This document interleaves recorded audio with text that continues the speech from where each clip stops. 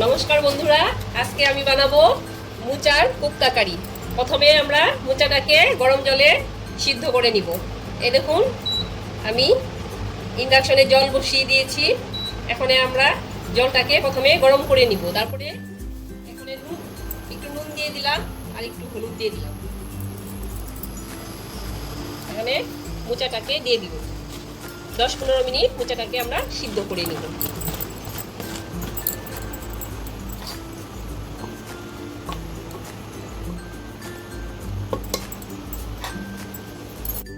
মোচাটা আমার অলরেডি সিদ্ধ হয়ে গিয়েছে। এখন আমরা মোচাটাকে তুলে নেব।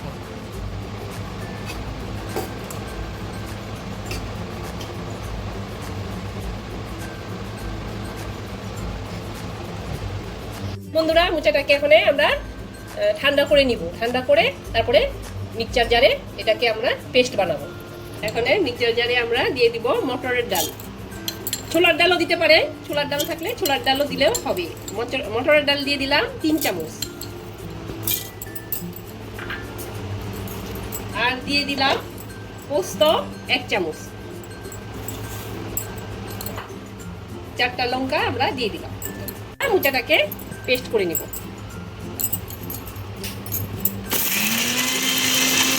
পেস্টটা দেখেন বন্ধুরা, পেস্টটা আমরা রেডি করে নিয়েছি। এখন আমরা বড়াগুলি তৈরি করে নেব। এখন আমরা দিয়ে দিলাম নুন, একটু দিয়ে দিলাম হলুদের গুঁড়ো, আর দিয়ে দিলাম 1 চামচ চালের গুঁড়ো। এটাকে এখন আমরা ভালো করে মেখে নিব।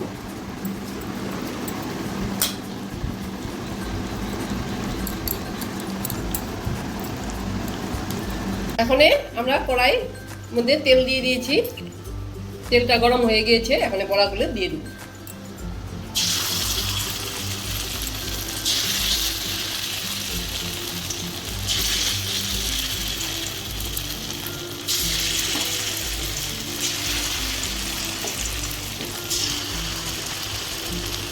আমাদের ভাজা রেডি হয়ে গিয়েছে। এখন আমরা ভাজাটাকে তুলে নেব। কড়াই থেকে তুলে এই দেখুন আমাদের ভাজা রেডি। এখন ওই তেলেই আমরা আলুগুলি ভেজে তুলব। এইভাবে ডুমো ডুমো করে আলু কেটে নিয়েছি। আলু দিয়ে আমরা এই তেলে আগে ভেজে উঠে রাখবো। বন্ধুরা, এখন আমরা একটা পেস্ট তৈরি করে নিব গ্রেভির জন্য। কি নিয়েছি দেখেন, টমেটো কুচি নিয়েছি, একটা টমেটো কুচি, লঙ্কা নিয়েছি 5টা, আর নিয়েছি আদা কুচি। এগুলোকে আমরা একসাথে পেস্ট করে নিব। পেস্টটা তৈরি করে নিব। এখন ওই তেলেই আমরা আরেকটু তেল দিয়ে দিই, আন্দাজ মতো তেল দিয়ে দিই। এখন দিয়ে দিলাম গোটা জিরা,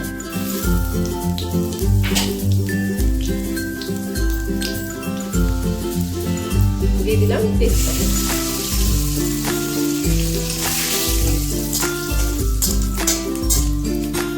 দিয়ে দিলাম আমরা পেস্টটা যেটা তৈরি করেছি এটা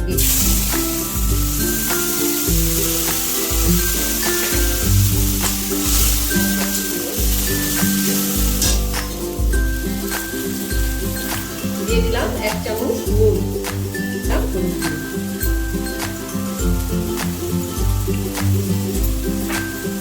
মশলাটাকে ভালোভাবে কষিয়ে নেব।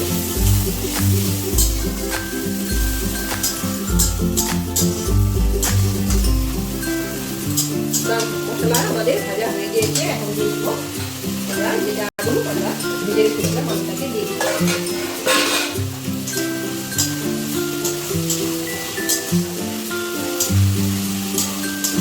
মশলাটা ভালোভাবে কষিয়ে আর একটু জল দিয়ে আর একটু কষিয়ে নিই।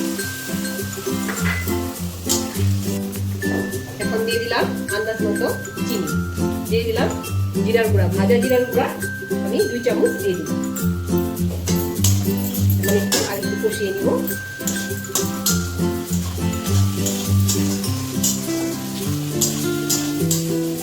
দেখে নেবেন আলুগুলো সিদ্ধ হয়েছে কিনা। দেখেন বন্ধুরা, মশলা থেকে তেল বেরিয়ে হয়ে গেছে। এখন আমরা জল দিয়ে দিই, তার মতো জল। আপনারা যদি এটা ঘন খাইতে চান তাহলে অল্প জল দিলেই হবে, আর যদি মনে করেন একটু পাতলা খাবো আপনাদের অল্প জল দিই। এখন একটু ফুটবো, ফুটার পরে আমরা বড়াটাকে ছেড়ে দিই। গ্রেভিটা তৈরি হয়ে গিয়েছে, বড়াগুলি দিয়ে দিলাম।